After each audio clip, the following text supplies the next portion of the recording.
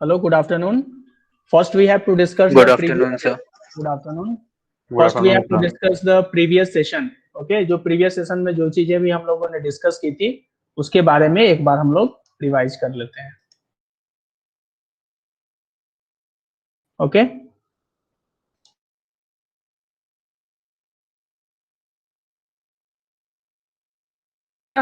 तो basically software testing में मैंने क्या क्या टर्म्स यूज किया था एक बार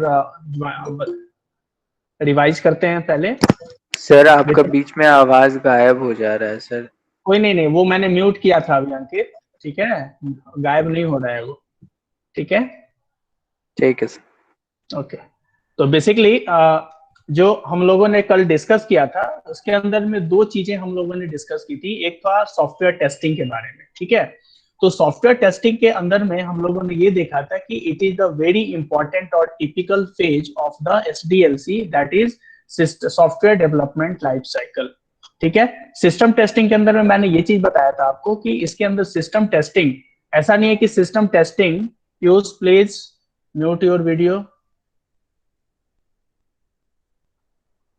मैंने आपको ये बताया था कि system testing it is not a whole and sole responsibility of the software developer. जो सॉफ्टवेयर डेवलप जो कंपनी कर रही है उसकी वो पूरी की पूरी रिस्पॉन्सिबिलिटी नहीं है. सॉफ्टवेयर वो टेस्ट करने के बाद वो बेसिकली एक बार कस्टमर को भी वो सॉफ्टवेयर को यूज करने देते हैं डेमो के रूप में. डेमो के रूप में इसलिए यूज किया जाता है कस्टमर के द्वारा क्योंकि उनको ये चीज लगता है कि अगर उनके रिक्वायरमेंट को अगर वो सॉफ्टवेयर जो कि डेवलप किया है अगर मैच नहीं कर रहा है, ठीक है, तो देन वो क्या कर सकते हैं, उसका रिपोर्ट कर सकते हैं सॉफ्टवेयर डेवलपमेंट टीम को. ओके, तो इसलिए मैंने ये कॉन्सेप्ट एक बताया था कि जैसे पीडीएलसी पे हमने बहुत सारी चीजें डिस्कस की हैं, सॉफ्टवेयर डेवलपमेंट लाइफ साइकिल पे भी डिस्कस की है, उसी तरीके से एसटीएलसी भी होता है यानी सॉफ्टवेयर टेस्टिंग लाइफ साइकिल. ठीक है, तो दैट मीन्स कि टेस्टिंग का भी एक लाइफ साइकिल है जो कि टोटली किसके ऊपर डिपेंड करता है, it totally depends upon the user acceptance testing, that is the beta testing. जब तक आपका बीटा टेस्टिंग सक्सेसफुल नहीं होगा तब तक हमारा सिस्टम टेस्ट कंप्लीट नहीं होगा. ठीक है ना. तो उसके जब मैंने सिस्टम टेस्टिंग स्टार्ट किया था उसका डिफिनीशन में मैं सिंपली मैंने एक वर्ड यूज किया था एरर. ठीक है, दैट मीन्स कि जो भी एक एरर है, दैट मीन्स कि सिस्टम टेस्टिंग का जो मेन मोटो यही होता है कि we have to find out a single error from your system. Okay, system testing से related the most important two terms are the validation and second is the verification. Okay, verification और validation दोनों words जो है वो pronunciation में या अगर synonyms आप चेक करेंगे तो बहुत ही सिमिलर आपको लगेगा, लेकिन अगर हम सिस्टम टेस्टिंग के अप्रोच में अगर इसको देखें तो both are very totally different. Okay, मैंने ये आपको बताया था कि what is the concept of the verification and what is the concept of the validation. Verification के अंदर में हम क्या करते हैं कि we basically test our software as per the SRS. That means कि जो सिस्टम रिक्वायरमेंट स्पेसिफिकेशन है उसके अकॉर्डिंग हम सॉफ्टवेयर को उसको बेस बना करके हम क्या करते हैं कि सॉफ्टवेयर को टेस्ट करते हैं. ठीक है, तो बेसिकली एसआरएस इज बेसिकली ये property of the software development team. जो सॉफ्टवेयर डेवलपमेंट कर रहा है, जो भी आपका एक तरीके से जो डेवलपर्स हैं, जो कंपनी है, उसकी एक प्रॉपर्टी होती है SRS. It is not shared by the any other. वो इवन की क्लाइंट से भी उसको शेयर नहीं किया जाता है. एसआरएस जो है वो उनकी प्रॉपर्टी होती है और उसी एसआरएस के पूरे बेस पे वो क्या करते हैं, सॉफ्टवेयर को डेवलप करते हैं. ठीक है, तो एसआरएस आपको ऑलरेडी पता है कि SRS is the basically an output of system analysis. Okay, SRS is a completely a documentation part that will be prepared at the end of the system analysis. System analysis के and में हम लोग एक SRS prepare करते हैं जिसके अंदर में सॉफ्टवेयर रिलेटेड जो भी रिक्वायरमेंट है उस चीज को भी मेंशन करते हैं और हार्डवेयर रिक्वायरमेंट जो भी इश्यूज है उस चीज को भी वहां पे हम लोग मेंशन करते हैं. ठीक है ना. तो बेसिकली जो एसआरएस है, SRS is the base for any system testing. जो भी सिस्टम टेस्टिंग होता है उसका बेस क्या होता है, एसआरएस. ये एसआरएस का जो बेस होता है सिस्टम टेस्टिंग का वो किसके लिए होता है, जब हम सिस्टम को टेस्ट कहां पे कर रहे हैं, एट द डेवलपर साइड, यानी जहां पे सिस्टम ऑलरेडी डेवलप किया गया है. ठीक है, इस टेस्टिंग को हम लोग जो डेवलपर साइट पे जो टेस्टिंग किया जाता है उसको बेसिकली हम लोग क्या बोलते हैं, that is used as the verification. In verification we test our system according to the SRS। That means कि SRS के अकॉर्डिंग हमारा सिस्टम बिल्ड अप हुआ है या नहीं हुआ है, इसको हम लोग किसके थ्रू चेक करते हैं, वेरिफिकेशन के थ्रू। ठीक है, तो basically this is the also a system testing approach and this is also known as the alpha testing. Clear? After the successful of alpha testing, we go for the beta testing. Beta testing का मतलब ये है कि जब हम assure, एक developer जो company है वो एश्योर होती है कि जो भी हमारा रिक्वायरमेंट था SRS के अकॉर्डिंग हमने वो सारी चीजें वहां पे उसको इम्प्लीमेंट कर चुके हैं हम लोग। ठीक है, देन वो कहाँ पे भेजते हैं उसको, देन वो भेजा जाता है उनको कस्टमर साइट पे। कस्टमर साइट पे जाने के बाद वो क्या करते हैं कि वो जो भी सॉफ्टवेयर एक डेवलप हुआ है उसका एक डेमो वर्जन वहां पे जाके इंस्टॉल कर दिया जाता है, और जो भी उसको एंड यूजर्स है यानी जिनको उनको सॉफ्टवेयर को अल्टीमेटली उनको यूज करना है, वो सॉफ्टवेयर को क्या करते हैं, वो अकॉर्डिंग टू द इनपुट, जो भी आपको इनपुट डालना है इनपुट देकर के उसका आउटपुट चेक करते हैं। जैसे मैंने कल एक कॉन्सेप्ट भी बताया था आपको लास्ट में, white box testing and black box testing. ठीक है, तो व्हाइट बॉक्स और ब्लैक बॉक्स टेस्टिंग का जो अप्रोच है ये यहीं पे वर्क आता है। अगर हम ब्लैक बॉक्स की बात करते हैं तो black box testing that means कि where we only check or test the external behavior or external functionality of any system, and this is it is checked by the only customers। ठीक है, जो customer है उसको check करेगा, क्योंकि customers जो है उसको ना कोई प्रोग्रामिंग लैंग्वेज से मतलब है, ना ही कौन सा डेटाबेस यूज किया जा रहा है। दैट मीन्स कि उसको सिर्फ ये, उसके लिए सबसे इंपॉर्टेंट पार्ट ये है कि जो भी उसने वर्क उसका जो है, ठीक है ना, मैनुअल वर्क है, उसको वो सॉफ्टवेयर के थ्रू किस तरीके से उसको इम्प्लीमेंट कर ले। समझ में आ गया ये चीज है। लेकिन अगर अब सपोज कीजिए कि हमारा ये हो गया आपका क्या, this known testing is known as the black box testing. ठीक है ना, black box testing is the part of the, एक तरीके से हम बोल सकते हैं यूजर एक्सेप्टेंस टेस्टिंग। और वहीं पर अगर हम व्हाइट बॉक्स टेस्टिंग की अगर हम बात करते हैं तो white box testing is also known as the glass box testing. ठीक है, इसके अंदर में हम लोग क्या करते हैं कि जो भी उसका इंटरनल कोड है जिसको बोलते हैं इंटरनल मैकेनिज्म, ठीक है ना, उसको सर ये जो सैड में पर आए थे वही है ना? यस यस यस, सैड के अंदर में जो चीज है, इसीलिए तो मैंने आपको स्टार्टिंग में बताया था आप लोगों को कि सैड के अंदर में थोड़ा सा मैंने डीपली इसलिए भी गया था क्योंकि सॉफ्टवेयर इंजीनियरिंग आपको पढ़ना था। तो मैंने ये चीज आपको बोला भी था कि सैड जो है बहुत काफी रिलेटेड है सॉफ्टवेयर इंजीनियरिंग से। ठीक है ना, यहाँ पे सारी चीजें आपको थोड़ी सी डिटेल में पढ़नी है। ठीक है, जैसे प्रोसेस मॉडल्स वहां पे थोड़ा बहुत आपने पढ़ लिया कि हाँ प्रोसेस मॉडल्स होता है, वाटरफॉल, ये यहाँ पे उसी चीज को थोड़ा सा डिटेल में आप पढ़ेंगे। जैसे कॉस्ट निकालना है तो कॉस्ट निकालने के लिए यहाँ पे पढ़ेंगे आप कोकोमो मॉडल जिसको बोलते हैं कॉस्ट कंस्ट्रक्टिव मॉडल। ठीक है, तो यहाँ पे सारी चीजें आपको डिटेल में मिलेंगी पढ़ने के लिए। ओके, तो हम लोग बात कर रहे थे ब्लैक बॉक्स और व्हाइट बॉक्स। तो ब्लैक बॉक्स और व्हाइट बॉक्स का कॉन्सेप्ट आपको क्लियर है कि ब्लैक बॉक्स जो है वो यहाँ पे होता है यूजर साइड पे किया जाता है, और जो ग्लास बॉक्स टेस्टिंग या व्हाइट बॉक्स टेस्टिंग है वो कहाँ पे चेक होता है, आपका डेवलपर साइड में। ठीक है ना, क्योंकि डेवलपर्स ही होते हैं जो कि क्या कर सकते हैं, जो भी उसके लॉजिकल एरर्स जो आ सकते हैं उसको रिमूव कर सकते हैं डेवलपर्स। ठीक है, तो वहां पे आपका व्हाइट बॉक्स हो गया। और देखिए ये जो व्हाइट बॉक्स और ब्लैक बॉक्स जो टेस्टिंग है, ये जो एक टर्म है that is related from the abstraction.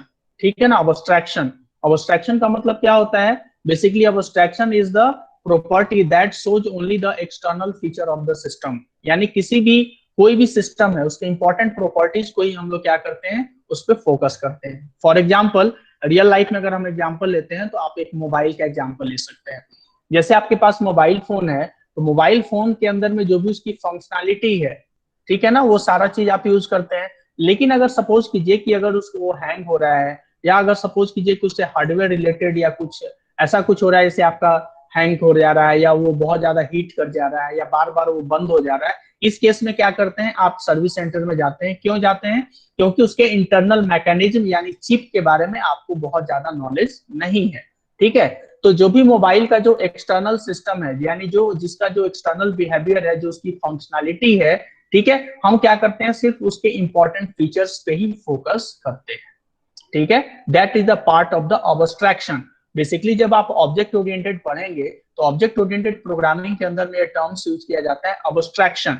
ठीक है ना, अब्स्ट्रैक्शन का मतलब क्या हो गया, it shows only the salient, salient का मतलब होता है important, only the important features of any system. ठीक है ना, कोई भी सिस्टम है उसके इंपॉर्टेंट फीचर्स के बारे में हम जानते हैं, और उसके इंटरनल मैकेनिज्म के बारे में आपको बहुत ज्यादा नॉलेज नहीं होता है, ठीक है ना। तो ये सारी चीजें बेसिकली हम लोगों ने कल डिस्कस की थी, और उसके बाद मैंने बताया था इम्प्लीमेंटेशन पे हम लोग वर्क कर रहे थे। Okay, clear? Now I want to present the PPT.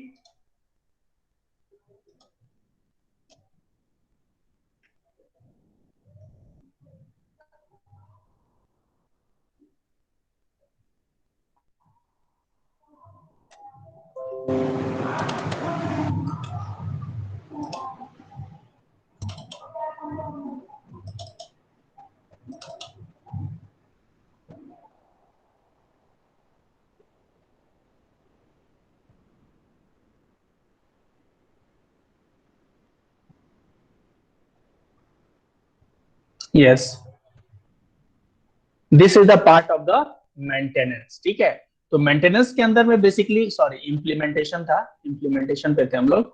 तो बेसिकली इम्प्लीमेंटेशन जो आपका, अगर आपका टेस्टिंग सक्सेसफुल होता है तो देन हम लोग किस पे मूव करते हैं, इम्प्लीमेंटेशन। इम्प्लीमेंटेशन जो टर्म्स है इसको हम लोग क्या बोल सकते हैं, इंस्टॉलेशन भी बोल सकते हैं, ठीक है ना। इम्प्लीमेंटेशन के अंदर में हम लोग क्या क्या चीजें कर सकते हैं वो भी आपको मैं बताऊंगा, ठीक है। फर्स्ट इज द इम्प्लीमेंटेशन, उसके बाद आपका मेंटेनेंस, और देन है री इंजीनियरिंग, ठीक है ना। तो सबसे पहले हम लोग बात करते हैं यहाँ पे इम्प्लीमेंटेशन का। इम्प्लीमेंटेशन को हम लोग क्या बोलते हैं, इंस्टॉलेशन, ठीक है। It is the basically it is the final stage of the SDLC where we install the system at the client side. हम लोग क्या करते हैं इस टेस्ट केस में, जो भी हमारा सिस्टम डेवलप होता है after the successful of testing, हम क्या करेंगे उस सिस्टम को लेकर के और जाकर के क्लाइंट साइड पे इंस्टॉल करेंगे। क्लियर है? क्लाइंट साइड पे इंस्टॉल करने के पहले भी बहुत सारी चीजें होती हैं जो हम लोगों को इंप्लीमेंट करना होता है, ठीक है। मैंने आपको स्टार्टिंग में ही बताया था, जब मैंने आपको फिजिबल स्टडी बताया था, फिजिबल स्टडी के अंदर में मैंने आपको ये बताया था कि फिजिबल स्टडी के अंदर बेसिकली दो तरीके का मैकेनिज्म हो सकता है। दैट मीन्स कि जो क्लाइंट है, जो क्लाइंट आपको सॉफ्टवेयर बनाने के लिए दे रहा है, ठीक है, ऑर्डर दे रहा है, हो सकता है कि वो पहले से सॉफ्टवेयर यूज कर रहा है, और दूसरा कंडीशन ये भी हो सकता है कि वो क्या है, ऑलरेडी न्यूली कस्टमर है। दैट मीन्स कि वो फर्स्ट टाइम वो सॉफ्टवेयर का उसका एक्सपीरियंस है। ओके, तो मान लीजिए कि कोई कंपनी है, उसके अंदर में अगर हम फर्स्ट टाइम कोई सॉफ्टवेयर इंस्टॉल करने जा रहे हैं, तो क्या आपको लगता है कि जो उनके स्टाफ हैं, जो भी उनके अंदर, जो भी उनका ह्यूमन रिसोर्स है, they need some training? Okay, उनको ट्रेनिंग देना पड़ेगा आपको। नो, न्यू स्टाफ जाएंगे तो देना ही पड़ेगा। Yes, very good. That means कि ये सिंपल सा कॉन्सेप्ट है कि अगर सपोज कीजिए कि फर्स्ट टाइम अगर उस कंपनी के अंदर में सॉफ्टवेयर अगर हम बनवा रहे हैं और उसको आपको यूज करना है, तो दैट मीन्स कि स्टाफ जो भी मेंबर्स होंगे, जो ह्यूमन रिसोर्स होंगे, they must required some training. Okay, तो बेसिकली क्या होता है कि जब हम सॉफ्टवेयर डेवलप कर ले करके और जब कंपनी जब इम्प्लीमेंटेशन के लिए जाती है, तो वहां पे एक मैनुअल बनाती है, ठीक है ना, जिसको हम बोलते हैं सॉफ्टवेयर मैनुअल, ठीक है। उस जैसे मैनुअल का मतलब क्या होता है, मैनुअल का मतलब सिंपली अगर हम सिंपल वर्ड्स में बोलें तो हाउ टू ऑपरेट, ठीक है ना। दैट मीन्स कि कोई भी अगर जनरली आप देखते होंगे जो इलेक्ट्रॉनिक डिवाइस अगर हम कुछ भी लेते हैं तो उसके साथ एक मैनुअल होता है। मैनुअल का मतलब है कि हम, यस, यूजर मैनुअल, उसके थ्रू हम क्या कर सकते हैं कि उसके थ्रू जितनी भी फंक्शनैलिटी होती है उसको वहां पे सारा चीज एक्सप्लेन किया होता है, और इस चीज को कैसे हमको एक्टिवेट करना है वो सारा प्रोसेस दिया रहता है। इसके अलावा उसके अंदर में कुछ ट्रबल शूटिंग अप्रोच भी होता है जो कि आपको वहां पे दिया जाता है, ठीक है।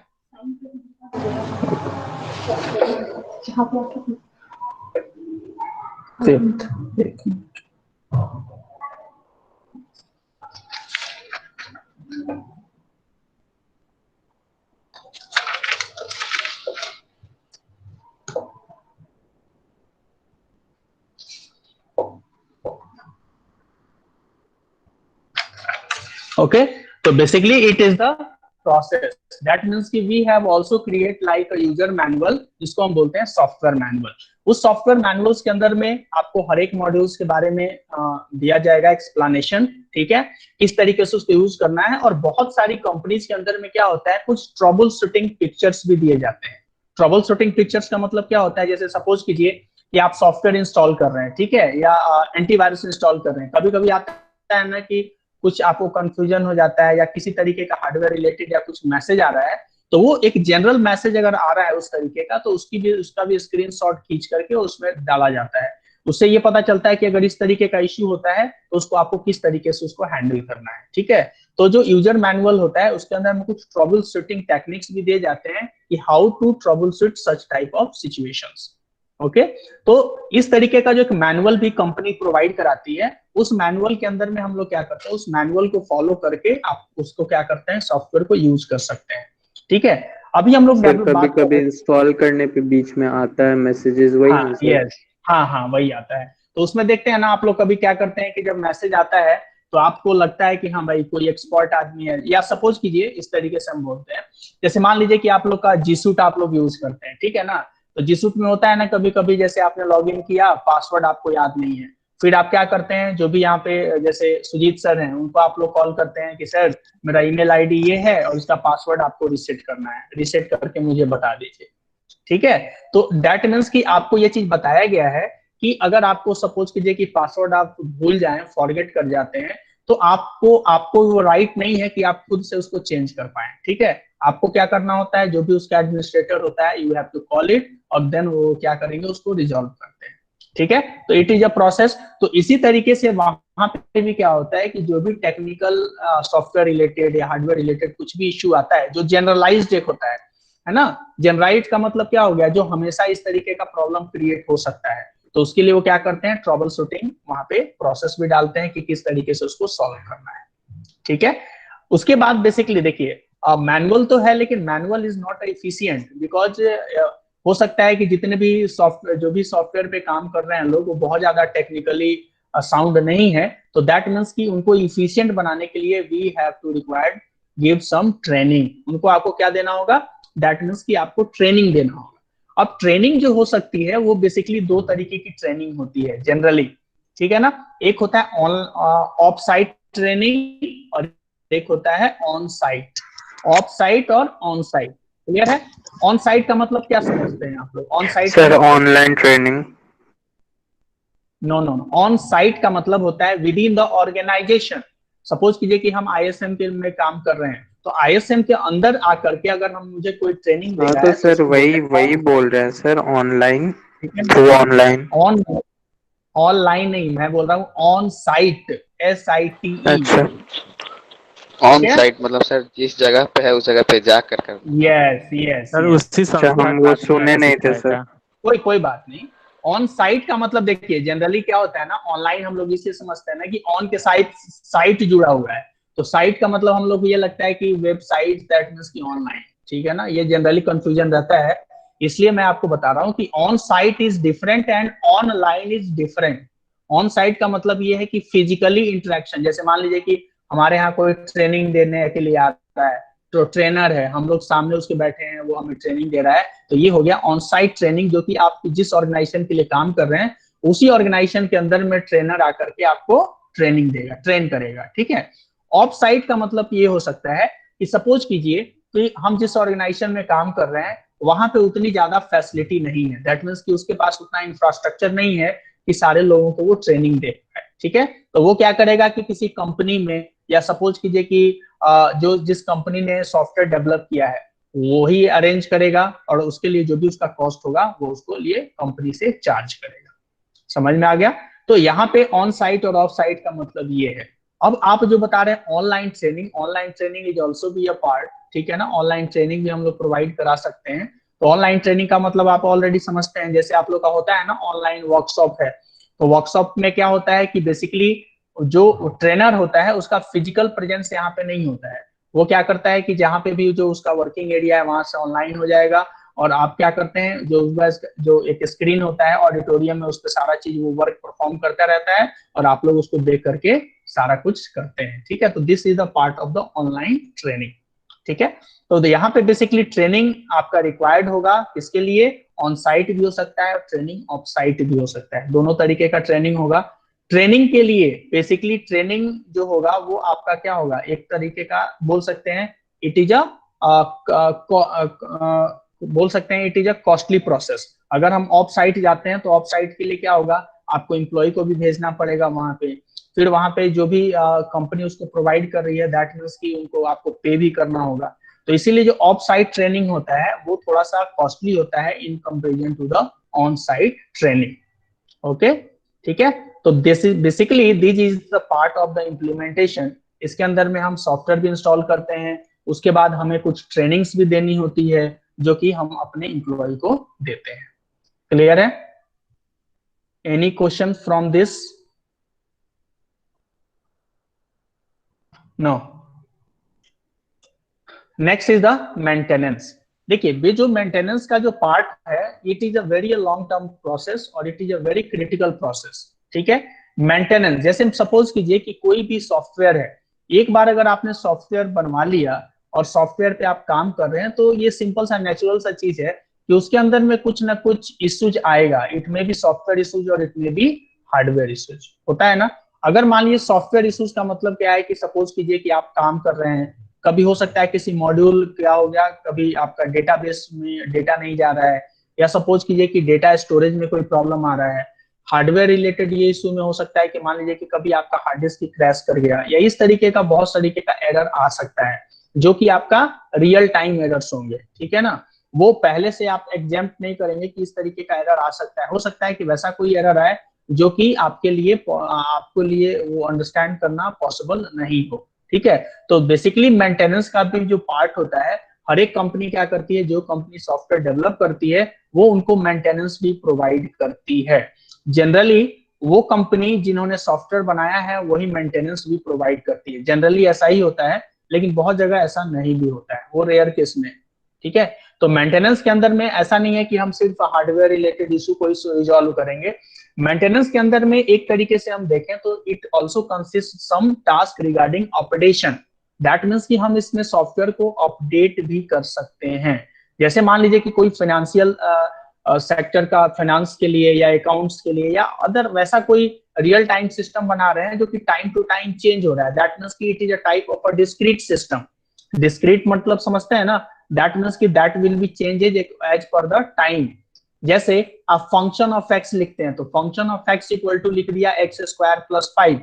अब दैट मीन्स कि जो फंक्शन है वो किस पे डिपेंड करेगा, जो फंक्शन की वैल्यू है totally depends upon the x. Clear है? यानी एक्स की जो वैल्यू डालेंगे उसके अकॉर्डिंग हमारा फंक्शन एक्स का वैल्यू चेंज होता जाएगा।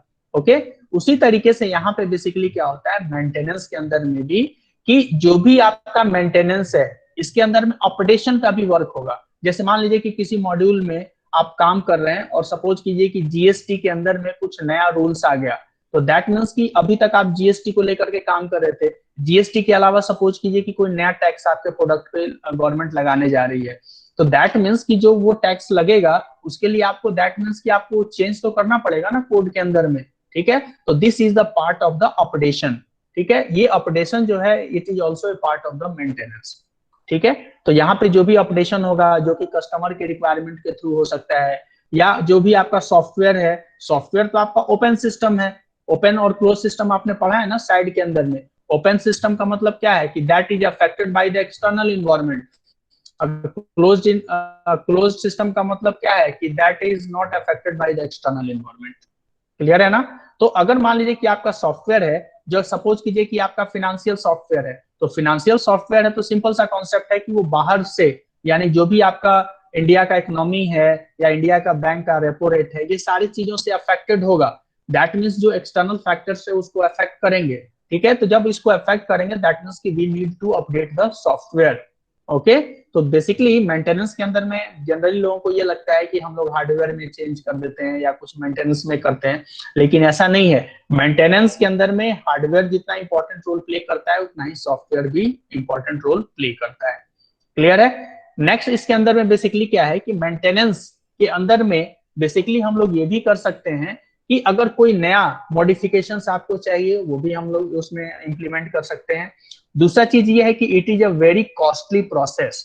ये क्या है? कॉस्टली प्रोसेस है, क्योंकि मेंटेनेंस का जो चार्ज होता है वो आपका अप्रोक्स जो भी एक लमसम अमाउंट अगर हम रखते हैं, तो अगर सपोज कीजिए कि जो भी आपका सॉफ्टवेयर का कॉस्ट है उसका अप्रोक्स 10% से लेकर के 15% कर सकते हैं कि इतना वो मेंटेनेंस का चार्ज रखते हैं कंपनी। जैसे मान लीजिए कि 1 लाख का अगर सॉफ्टवेयर है तो अप्रोक्स 10 to 15,000 उनका आपका मेंटेनेंस चार्ज होता है पर ईयर। ओके, बहुत सारी कंपनी पर ईयर के हिसाब से चार्ज करती है, बहुत सारी कंपनी जो है वो क्या करती है, फिनेंशियल ईयर को लेके चलती है, बहुत सारी कंपनी लेकर के मंथली भी लेती है। ठीक है, वो डिपेंड करता है कंपनी पे। तो आपको ये चीज लग रहा होगा कि मेंटेनेंस का जो पार्ट है इट इज वेरी कॉस्टली। ठीक है, लेकिन जो बेसिकली मेंटेनेंस का जो पार्ट होता है ये बहुत लंबे टाइम तक हम लोग इसको लेकर के जाते हैं, जैसे 8 ईयर 10 ईयर्स। आजकल के टाइम में बेसिकली होता क्या है कि आपको भी पता है कि बेसिकली जो टेक्नोलॉजी के अंदर में चेंजेज आ रहा है, जैसे आप देखते होंगे सी प्रोग्रामिंग लैंग्वेज है, सी बहुत पहले था, सी प्लस प्लस आ गया, जावा आ गया, डॉटनेट आ गया, पाइथन आ गया। ठीक है ना, तो इस तरीके का जो लैंग्वेज का जो इवोल्यूशन हो रहा है, जो अपडेशन हो रहा है डेली टू डेली, इसके थ्रू भी हम लोग क्या कर सकते हैं कि सॉफ्टवेयर को हम लोग अपडेट करवा सकते हैं। ठीक है, जैसे मान लीजिए कि आपके पास कोई अकाउंटिंग का सॉफ्टवेयर है जो कि पहले से आपका सी में बना हुआ है, अब हम चाहते हैं कि उसको जावा में अपग्रेड कराएं।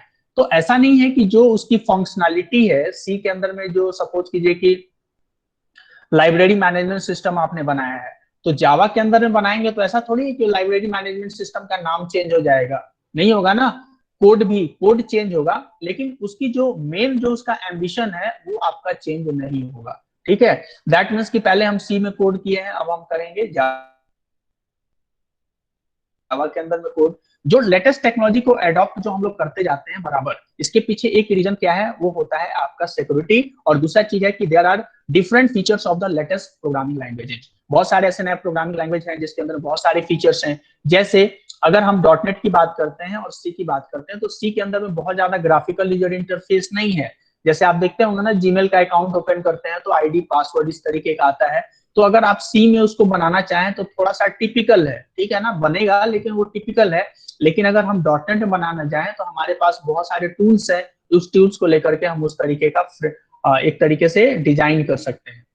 ठीक है ना, तो मेंटेनेंस जो है एक टाइम तक हम उस सॉफ्टवेयर को मेंटेन करते हैं, और एक टाइम के बाद एक ऐसा टाइम आता है, ठीक है, उस टाइम के बाद आपको ये चीज लगता है कि क्यों ना हम इस सॉफ्टवेयर को क्यों न्यू टेक्नोलॉजी के अंदर में हम चेंज कराएं या किसी न्यू प्रोग्रामिंग लैंग्वेज के अंदर में चेंज करा दें। ठीक है, तो मेंटेनेंस के बाद जो हमारा पार्ट आता है that is the part of the re engineering. री engineering is the combination of the two words री का मतलब क्या होता है, दैट मीन्स की रिपीट, दैट मीन्स कि हम दोबारा उस जो भी हमारे पास सिस्टम है या जो भी चीजें हम यूज कर रहे हैं उसको हम क्या कर रहे हैं, दोबारा उसको इनोवेट करना चाह रहे हैं।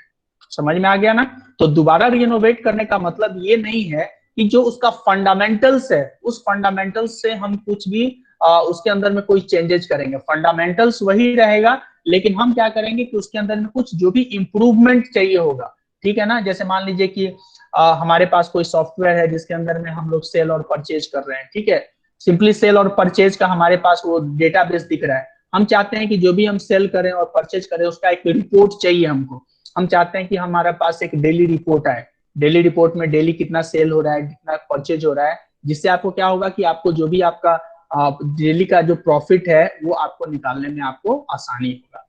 ठीक है ना, तो इस तरीके का जो बेसिकली जो कॉन्सेप्ट है, इस तरीके को हम लोग किसी भी सॉफ्टवेयर के अंदर में उस चीज को हम लोग इंप्लीमेंट कर सकते हैं या ऐड कर सकते हैं। ठीक है, तो basically this is the part of the re engineering where we in simple words we can say that it is just like a re innovation of your existing system, है ना। हम क्या करेंगे, जो भी हमारे पास सॉफ्टवेयर है उस चीज को हम क्या करते हैं, री इनोवेट करते हैं। री इनोवेट का मतलब समझते हैं ना आप लोग, दैट मीन्स की the software requires some modification, some updation and adding some latest features regarding the software.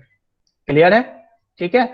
तो बेसिकली री इंजीनियरिंग जो प्रोसेस है ये दो तरीके के पार्ट्स में डिवाइड होता है, जो कि ऑलरेडी मैंने आपको साइड में भी बताया होगा। बेसिकली री engineering is divided into two category, first is the backward and second is the forward. Forward री इंजीनियरिंग है, बैकवर्ड री इंजीनियरिंग, ठीक है।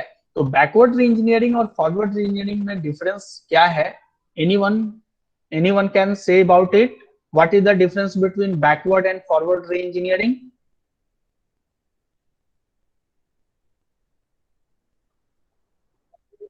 तो फॉरवर्ड इंजीनियरिंग में कुछ हम इन्हांसमेंट करते हैं अपने एग्जिस्टिंग सिस्टम में, और बैकवर्ड में सर सिस्टम को ही चेंज करते हैं, न्यूली सिस्टम लाते हैं। ओके, और anyone?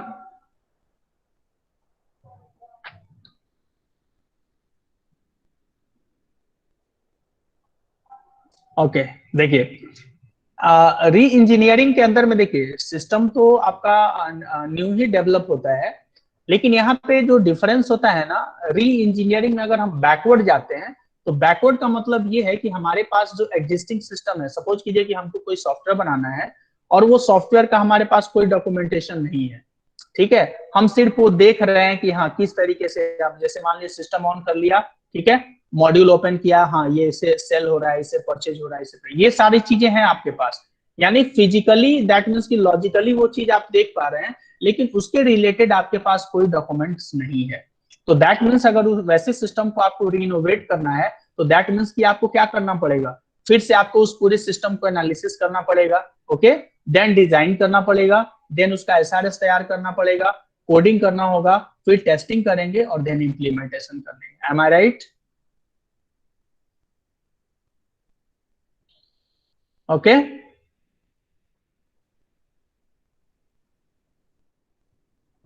Hello, yes sir. Okay, Yes, sir. आपको ये समझ में आया? दैट मीन्स कि बैकवर्ड के अंदर में सर जो यस बोलिए। सर हम ये भी कह सकते हैं ना कि जितना भी एग्जिस्टिंग सिस्टम है उसको रीइनोवेट करता है। हाँ हाँ, बोल सकते हैं री engineering.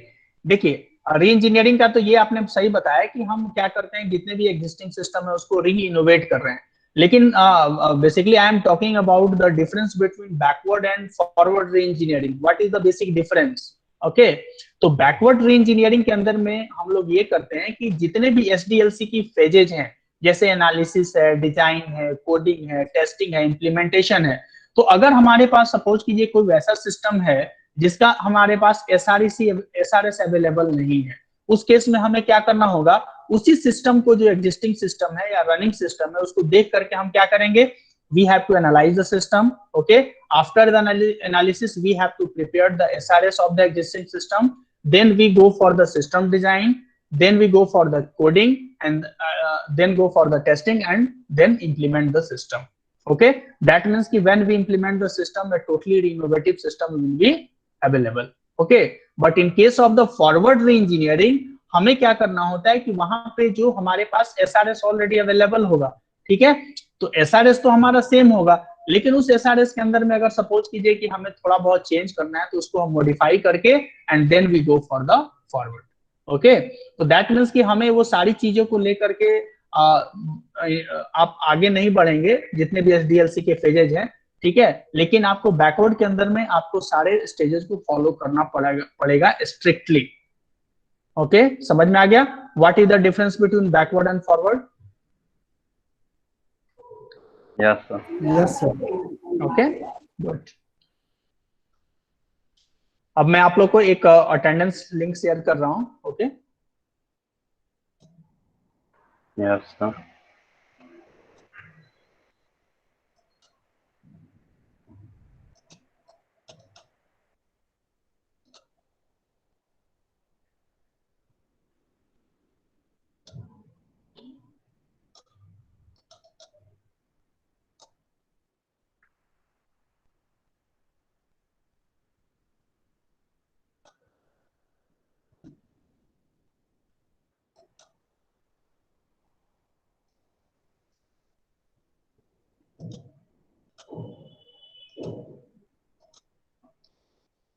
Only enter your name, last 3 digit of enrollment number and your section, okay?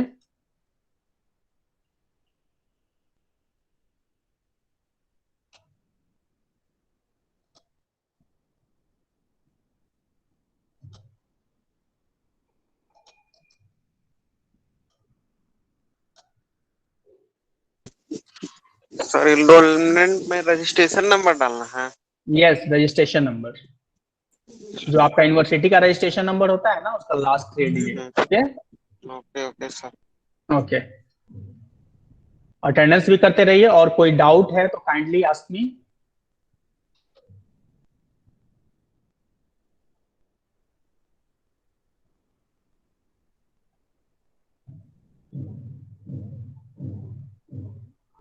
तो बेसिकली आज जो है हम लोगों ने पूरा का पूरा कंप्लीट एसडीएलसी के जो भी फेजेज हैं, ठीक है ना, उसको कंप्लीट कर लिया, उसके बारे में बहुत सारा कुछ डिस्कस भी किया हम लोगों ने। नेक्स्ट जो आपका बेसिकली जो क्लास होगा वो डिपेंड होगा आपका प्रोसेस मॉडल्स पे, ठीक है ना। Process Yes. मॉडल्स के अंदर में थोड़ा सा मैं आपको आउटलाइन भी बता दे रहा हूँ कि क्या क्या प्रोसेस मॉडल्स होगा। बेसिकली प्रोसेस मॉडल्स के अंदर में हम लोग पढ़ेंगे जितने भी जो सॉफ्टवेयर क्राइसिस के बाद जो कॉन्फ्रेंस हुआ था, ठीक है, उसके अंदर में एक SDLC को एक तो डेवलप किया गया और दूसरा डेवलप किया गया था प्रोसेस मॉडल्स। प्रोसेस मॉडल्स को basically we can say that it is known as also software development process model, ठीक है। यानी अगर सॉफ्टवेयर हम डेवलप करेंगे तो किस प्रोसेस को हम फॉलो करेंगे, तो उसके लिए क्या किया गया, डिफरेंट डिफरेंट्स लेकर के हम लोगों ने क्या किया, अलग अलग मॉडल्स हम लोगों ने बनाए हैं, ठीक है। तो सबसे पहला जो मॉडल उसमें था वाटरफॉल मॉडल, जिसको हम लोग बेसिकली क्लासिकल मॉडल भी बोलते हैं। वाटरफॉल मॉडल है, इंक्रीमेंटल मॉडल है, आइटरेटिव मॉडल है, रैड मॉडल है, ठीक है, स्पाइरल मॉडल है, वी शेप मॉडल है, बहुत तरीके के मॉडल्स हैं जो कि हम लोग बेसिकली सॉफ्टवेयर बनाने में उसको यूज करते हैं। तो अपना जो नेक्स्ट सेशन होगा उसके अंदर में हम लोग बेसिकली प्रोसेस मॉडल्स, या आप लोग इसको कॉपी पेस्ट क्यों कर रहे हैं?